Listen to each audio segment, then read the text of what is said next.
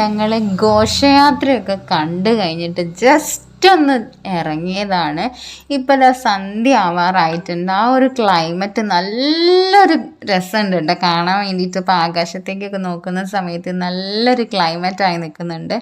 അപ്പോൾ അഹിമോൻ പറഞ്ഞു അഹിമോന് കളിക്കണം, ഒന്ന് ജസ്റ്റ് പാർക്ക് കൊണ്ടുപോകുമെന്നൊക്കെ പറഞ്ഞപ്പോൾ ജസ്റ്റ് ഒന്ന് ഇറങ്ങിയതാണ്. പിന്നെ നമുക്കിപ്പോൾ നിയർ ബൈ ആയിട്ട് വേറെ പാർക്കുകളോ ബീച്ചുകളോ ഒന്നും ഇല്ലല്ലോ. അപ്പം നമുക്കിതാ മുറിഞ്ഞമാടേക്ക് തന്നെ പോകാമെന്ന് വിചാരിച്ചു.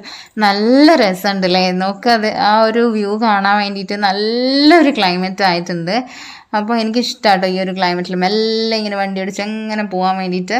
അപ്പോൾ ഞങ്ങളിതാ എത്താറായിട്ടുണ്ട്. ഈ ഒരു ടൈമിൽ നമുക്ക് മുറിഞ്ഞമാട് ആ ഒരു വ്യൂ പോയിന്റിൻ്റെ അവിടേക്കൊന്നും പോകാൻ പറ്റില്ല, കാരണം ഇരുടായല്ലോ. അപ്പോൾ നമുക്ക് അവിടെ ലൈറ്റ് കാര്യങ്ങൾ അങ്ങനെയൊന്നുമില്ല. അപ്പോൾ നമ്മൾ പാർക്കിലേക്ക് ജസ്റ്റ് പോയിട്ട് അവൻ്റെ ആ ഒരു സമാധാനത്തിന് വേണ്ടിയിട്ടൊന്ന് ഇറങ്ങിയതാണ്. ആൾക്ക് കളിക്കണം എന്നുള്ളത് കൊണ്ട്.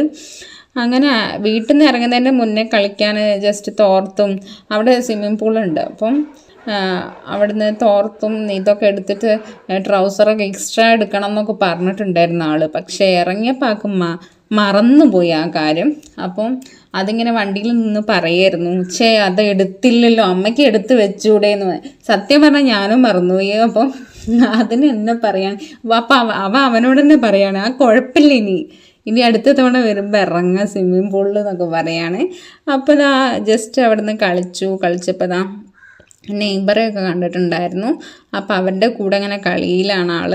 അപ്പം കുറച്ച് അവിടെ പിന്നെ അധികമൊന്നും കളിക്കാനില്ല, 2-3 പ്ലേ ഐറ്റംസ് മാത്രമേ ഉള്ളൂ. അത് കളിച്ച് അവൻ്റെ കളിക്കാനുള്ള ആ പൂതി അങ്ങോട്ട് കെട്ടോട്ടെ എന്ന് വിചാരിച്ചു ഞാനും അവിടെ ഇരുന്നു. അപ്പോൾ അവൻ്റെ കളിയൊക്കെ കഴിയുന്നവരെ ഞങ്ങളവിടെ ഇരുന്നു.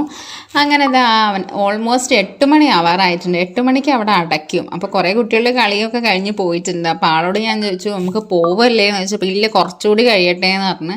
അങ്ങനെ കുറച്ചുകൂടി കഴിഞ്ഞതിന് ശേഷം ഞങ്ങളിതാ മെല്ലെ ഇറങ്ങാൻ വേണ്ടിയിട്ട് പോവാണ്. അപ്പം ആൾക്ക് എവിടെ പോയാലും എങ്ങനെയെങ്കിലും ഫ്രണ്ട്സിനെയൊക്കെ ആക്കിയിട്ട് അവരുടെ കൂടെ കളിക്കും. അപ്പോൾ ഇവിടുന്ന് ഫ്രണ്ട്സിനൊക്കെ കുറേ കിട്ടിയിട്ടുണ്ടായിരുന്നു. അങ്ങനെ ഞങ്ങൾ ഇറങ്ങി.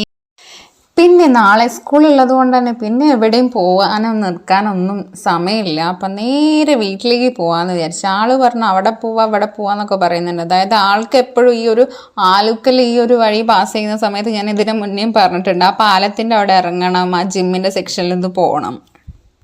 അപ്പോൾ അവിടെയൊക്കെ അടച്ചു ഇനിയിപ്പോഴൊന്നും പോകാൻ പറ്റില്ല എന്നൊക്കെ പറഞ്ഞിട്ട് എങ്ങനെയോ കൊണ്ടുപോവാണ്. അപ്പോൾ ഓക്കെ, ബൈ.